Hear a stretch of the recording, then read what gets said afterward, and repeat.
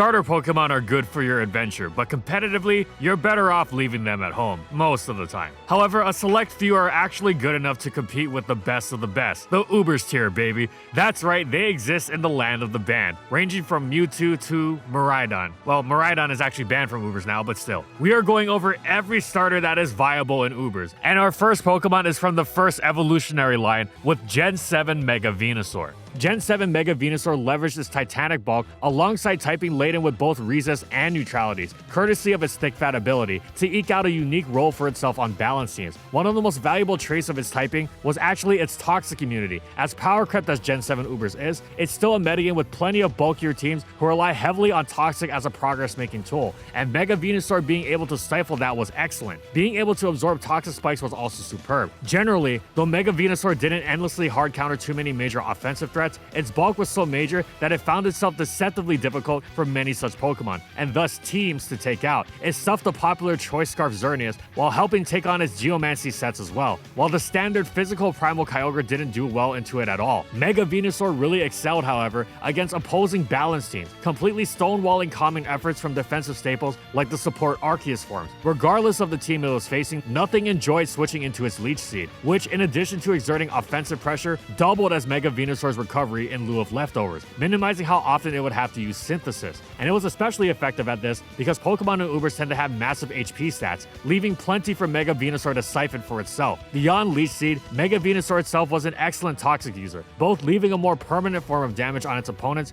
and combining with Leech to really put the pressure on, as it enjoyed leashing the tier's common toxic immunity, Necrozma Duskmane. Now, of course, Mega Venusaur was a rather niche choice, as for all its positive traits, competition for the Mega slot was fierce. Plus, though it could exert a great deal of pressure on opponents, its playstyle was ultimately pretty slow-moving, and thus it could fall into exploitable cycles of passivity while just trying to stay healthy, leaving it vulnerable to becoming overwhelmed later on. Still, it was a niche, and a legitimate one at that. It was a strong blend of being able to go the distance against and trouble balance and stall teams while still maintaining a thoroughly unique defensive profile against some of the major offensive threats. Shutting down Xerneas and Primal Kyogre is impressive no matter how you slice it. Now, our next starter doesn't even need a Mega to have a niche in Ubers, but before we get into the next section, this video is sponsored by the indie RPG Portal Fantasy. Dude, you know I'm a sucker for 90s sprite-based games. Yeah, who would have thought that I'd be a perfect fit for this game? Welcome to Pylee Kingdom, where everything is centered around collecting, training, and battling with these cute little monsters called Porbles. Of course, you gotta pick your starter Porble, and if you know anything about who our favorite creatures are on this channel, you know I had to pick the Axolotl. I mean, come on. You play through the story as a student who finds themselves wrapped up in a mysterious conspiracy. You must master capturing, training, battling, and fusing Porbles in order to save the kingdom. Yes, that's right, you can dispel Porbles in order to fuse them together to create a stronger Porble. The battling system is extremely fun too. There's multiple ways of navigating a battle, from using a normal attack, building up to a special attack, or even having your Porble go berserk to land guaranteed crits. Oh gee, a way to make critical hits less RNG. So if you want to play an amazing indie RPG and also support the channel to help us produce more content, you can use my link in the description below to download the Portal Fantasy demo right now for free if you want to try it out on Steam or itch.io. The full game will be released April 16th. And thank you so much to Portal Fantasy for sponsoring this video. Gen 4 Infernape is next on our list. Before Blaziken, Infernape had a surprisingly decent niche in its inaugural generation of Ubers. We can retroactively see it as sort of a proto-Blaziken with how it takes the innate threat of its stab combination and cranks the fire end through Groudon's permanent sun while using the fighting end to dissuade Kyogre from switching in. Infernape differs from Blaziken though, and not just because it can run an okay Stealth Rock lead, but also because it has Fake Out and Overheat to limit Deoxys leads while popping up rocks against most everything else and scaring Tyranitar out. Now, this set's effectiveness dropped a ton with the discovery of Lead Tentacruel, but no matter because Ape's real strength was in its Choice Band set anyway. Whereas Blaziken waits until it can grab a speed boost to sweep late game, Infernape is much more immediately threatening. It is fast, getting the jump on Garchomp is major, but funnily enough, since Latias and Lugia often even themselves to just outspeed Garchomp, they wound up getting outsped by a max speed Ape. Such speed combined with the strength of Sunny Banded Flare Blitz, crushing even naturally bulky resists like the Latias and Giratina Origin, as well as bulky bulky-neutral targets in Lugia and opposing Groudon, alongside the major non-weather dependent threat posed by close combat against staples like Dialga and Palkia, meant that Infernape was more than up to stuff in terms of power and speed. Put simply, without Giratina altered, you weren't safe against Infernape and Sun. It also brandished U-turn to superb effect, generally useful for early scouting, but especially valuable in punishing Lati Twins' switch-ins. Mach Punch was excellent priority as well. It was a great tool to revenge kill Darkrai and boost his Swords Dance Lucario, since Extreme Speed didn't have +2 priority until Gen 5, as well as helping pick off weakened Scarf Dialga. But of course, Infernape's primary flaw was that it switched into basically nothing, and contributed almost nothing to a team's defensive integrity, making it difficult to not only justify slotting into a team, but to find switch-in opportunities for it to unleash all the damage it promised. However, if its user is up to the challenge, Gen 4 Infernape offers an entirely unique brand of offense for aggressive Sun teams. And from Infernape, we go to another one of Ash Ketchum's favorites with Greninja. Greninja's speed remained impressive in Ubers, but its power levels certainly didn't.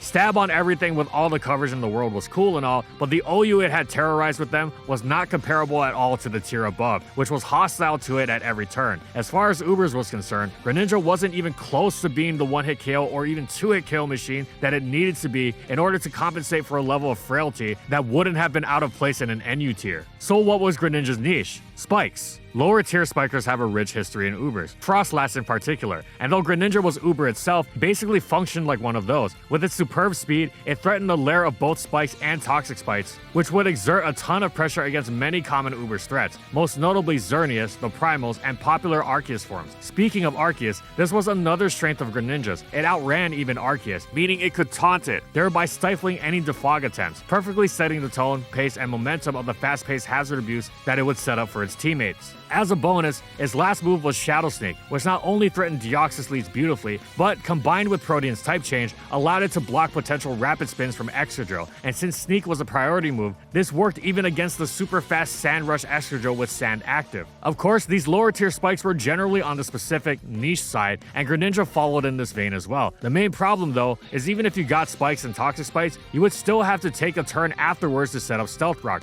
and that's where the potential for the opponent's defog came in. Sure, Overheat Dragon Tail Primal Groudon could threaten defog Arceus and Lati alike, but even beyond that, it provided a crucial opening for the opponent, as opposed to the screaming fast pace you wanted to be operating at as soon as Greninja went down. It too commonly felt like a delay in really stepping on the gas. This wasn't necessarily heartbreaking, if not for the fact that, as nice as toxic spikes could be, Greninja was facing competition as a fast spiker from Deoxys attack, which combined spikes with the ability to dish out massive damage right from the beginning, as opposed to solely being used for spikes that would hopefully translate into later. Plus, there was always the question, why delay the rocks? Why not just use Stealth Rock Spike's Deoxys speed? And then there was another question still. Are you sure you need the lead? Sure, it won't operate as quickly, but is it not possible to throw a Clef Key on your team and maintain spikes while also getting some valuable threat checking out of it? None of this meant Greninja was unviable, but it did mean it was quite niche and very rare. Greninja actually improved slightly in Gen 7 Ubers. There it was quite decent, roughly on par with fellow spiking league Cloyster, by now a well-renowned Uber's choice with several generations of success under its belt. In fact, one of Greninja's main strengths was how it matched up so well against Cloyster. And unlike Cloyster, Greninja was also an excellent lead into Necrozma Duskmane. This is because it wasn't using the same Protean dual spiker from Gen 6. Now it was leaning into its Stab Dark Pulse alongside the newly gained Battle Bond. Not changing type also meant it maintained its water typing, which let it resist Cloyster's Icicle Spear. This also let it threaten Deoxys speed leads. Sure, you might not prevent it from laying hazards, but if the Deoxys speed sacrifices itself, you get Ash Greninja right off the bat, and suddenly those stats are looking a lot more in line with the Uber tier. Plus, you've still got an intact Focus Sash. The anti-leading didn't end there either. With Substitute, Greninja would stifle Smeargle's paralysis-inducing, taunt-ignoring Nuzzle. These were all solid qualities, and of course, Greninja's speed and fast taunt made it great at throwing down and maintaining spikes that enabled its hard-hitting teammates so well.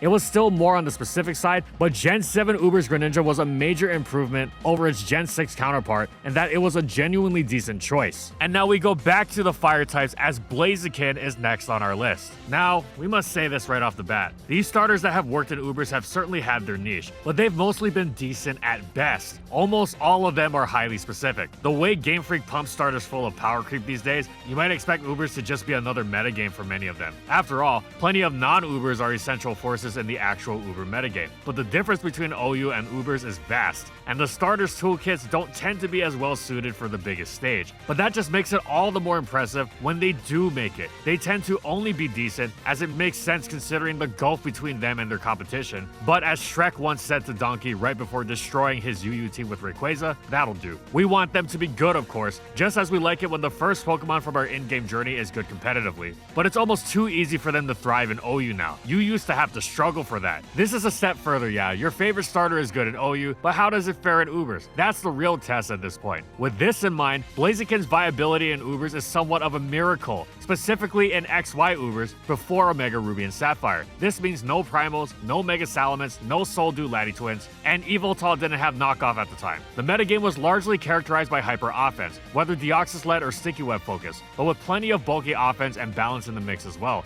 It was notable for centering around Gen 6's mechanics changes, rearranging previous staples. The Fog can now be used to deal with hazards, while Kyogre's Rain was no longer permanent. In this metagame, Mega Blaziken didn't just have a niche, and it wasn't just good, it was a star. We're talking close to top 5 material. And no, it would never actually overtake Arceus Normal, Mega Gengar, Kyogre, Xerneas, and Mewtwo, but it was right behind them, which is stunning. It was right up there with the tier-shaping staples of Arceus Ghost, Dialga, Palkia, and Yveltal. What makes this particularly impressive is that Mega Blaziken, of course, takes up a Mega slot, and there was no shortage of incredible competition for that role. In addition to the aforementioned Gengar and 2 Mewtwo's, which was already as steep as it gets, there were also the superb Lucario, Kangaskhan, and Scizor. That didn't matter to Mega Blaziken though. It was considered scarier than Ho-Oh, and in case overtaking it as the scariest fire in the game wasn't enough besides, Stealth Rock, then chew on Mega Blaziken also being ranked ahead of Darkrai and Groudon. This is by far the strongest any starter has ever been in Ubers, although it must be said that it has had some competition recently, which we'll get to eventually. But for now, we must revel in Mega Blaziken existing as the most reliable, ferocious wall breakers and sweepers for the hyper offense teams that dominated the metagame, whether led by the classic dual hazards Deoxys speed, or with the extra opportunities created by a Shuckle or Smeargle's Sticky Web speed drop. It was superb as an offensive threat, not just because it hit everything even hard with extra hazards helping it out, but because it was incredibly difficult to defog against it, making it an ideal hazard abuser. Mega Blaziken packed incredible strength, almost as if life orbed, but at the cost of a bit of power, which was well worth it considering it also had no recoil and an increase in bulk. And while this seemed useless at first, the bulk was actually excellent in tandem with this lack of recoil, whereas for base Blaziken and his life orb, it got revenge killed by priority moves, like from Arceus and Deoxys attacks extreme speeds, as well as Yveltal's Sucker Punch, which was powerful in spite of Mega Blaziken's resistance to it. Of course, this resist, as well as to that of Mega Scizor's Bullet Punch, was a major part of why Mega Blaziken was so scary, since the speed boost it attained in its Mega form, with its increased base 100 speed, meant in addition to outspeeding Deoxys' attack after a single boost, it also rendered Choice Scarfers useless as counterplay even more easily than its base counterpart. The decreased reliance on Protect also left Mega Blaziken much more capable of actively threatening opponents, and Priority was left as one of the few remaining tools against it, since tanking hits from it also quickly ceased to be an option once it got that Swords Dance under its belt, smashing just about everything in the tier. So what happened come Omega Ruby and Alpha Sapphire? Well, Mega Salamence both destroyed it and made competition for a Mega slot even more severe. This pretty much single-handedly did the job, but then there was also the issue of the Lati Twins' return, meaning that Mega Blaziken struggled to fit the coverage it would theoretically need from Megaments, and Ho-Oh for that matter, while also packing knockoff for the Latis. The standard offense team was already so packed with monsters like Primal Groudon, Mega Salamence, Xerneas, Darkrai, Extreme Killer Arceus, that Mega Blaziken could just never fit in. Where would you even use it? And what other team style would it even fit on? Would you use it with the Sticky Webs that had also decreased in viability and usage with the Orash changes? And for that matter, look how useless Mega Blaziken is against that standard offense lineup. So come Orash, base Blaziken is the form to use if you want to use Blaziken, but most of the time you don't really want to use it. Blaziken is viable, but it's also so easy for teams to play around for the same reasons as Mega Blaziken that it's generally not worth the effort. It's not that Blaziken or its Mega can't be threatening, it's that they can't do so reliably. So the idea is that with base Blaziken, at least you don't risk wasting your Mega slot on it. Mega Blaziken at least was the better of the two in Gen 7, able to threaten Necrozma Dustmane while actually outspeeding Ultra Necrozma after a single speed boost,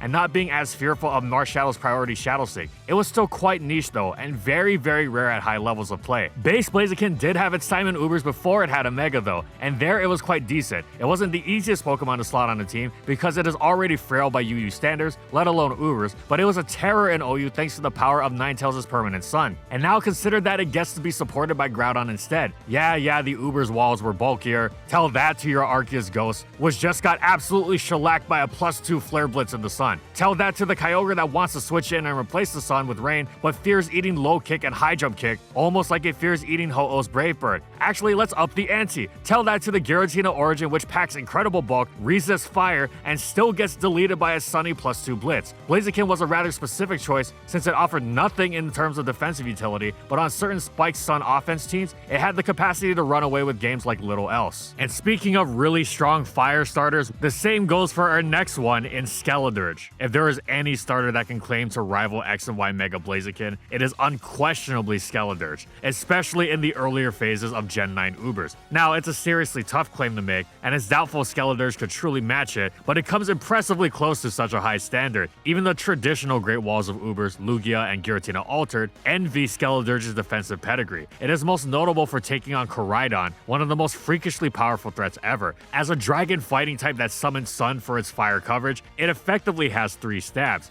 And mind you, that's before it Terras, and it sure does love to push that fire coverage further with it. And that Sun also strengthens its attack. This, in conjunction with its brandishing 3 of the scariest attacking types around, makes it seem almost impossible to find anything that could withstand such an onslaught. But Skeledirge's design seems to have been an attempt to come as close as possible. It is immune to close combat and resists fire. It's got excellent physical bulk and reliable recovery, so it can even potentially withstand the dragon stab of it all. But what about when Koraidon Swords dances? Well, then Skeledirge thanks it for the free turn, because in the grand tradition of Quagsire, it is blissfully unaware and would remain so even if Koraidon Swords danced 3 times. Now, Skeledirge is not an ironclad answer to Koraidon, but then again, nothing is. Skeledirge is better on its own than just about everything else, because everything else tends to risk getting torn apart. But in general, Skeledirge operates best with teammates that can assist in slowing the Koraidon assault down. It's key because it's the core around which Koraidon checking resolves, and even still, it is a great answer to it in most situations, because Koraidon can only deal with it through Dragon Stab. Now, Koraidon's attack being boosted in Sun is not ignored by Unaware, and that makes its Dragon Stab scary even to Skeledirge's strong physical bulk. However, getting past Skeledirge is hardly a cinch for Koraidon either. For Koraidon to break through Skeledirge, it has to hit it twice while Sun is up. Once that Orichalcum Pulse boost is gone, it doesn't stand a chance. This is a common situation, of course, but it also means that both players need to keep an eye on the Sun counter and how it'll shift the dynamic. Furthermore, it's dependent on the set Koraidon is running. The Choice Scarfer with Outrage is very likely to hit KO Skeledirge, but before you actually get that second Outrage off, you risk losing Koraidon, which is rarely worth it. Skeledirge can either Terra Fairy itself to burn with Will-O-Wisp, or switch to a teammate like Arceus Fairy. The real threat comes from Loaded Dice Scale Shot Koraidon. Koraidon needs 9 hits across 2 turns, while Sun is up to 2 hit KO Skeledirge. Well, with Loaded Dice, this is quite likely. However, this is where that teammate like Arceus Fairy comes in, dissuading Scale Shot spam. Skeledirge isn't meant to switch in and hard counter Koraidon all the time.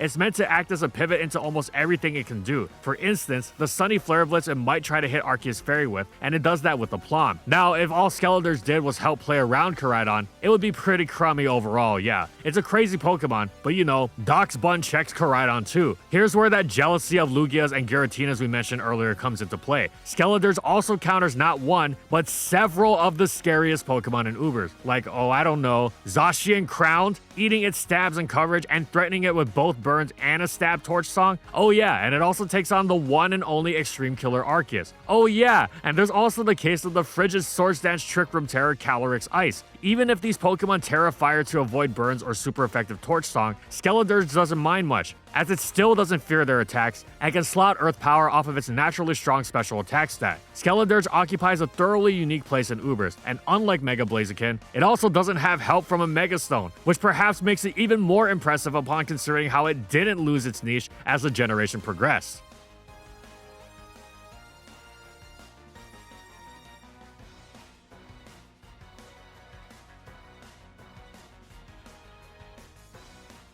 And thank you so much to our Platinum patrons. Thank you to Amphozenus, Alex Sable, Anthony Belval Renault, Bingleton, Daniel is Beast, Funky, Glitcherton, Howl, Jack G, King Yabber, Megamon VGC, Nurse Jake, Pretzel SP, Soljiro Sakura, Spavoon, Skylaria, Soras and Croxon, Shiwei Miji, Stoneface Colin, Kiboflu for their major support of our videos.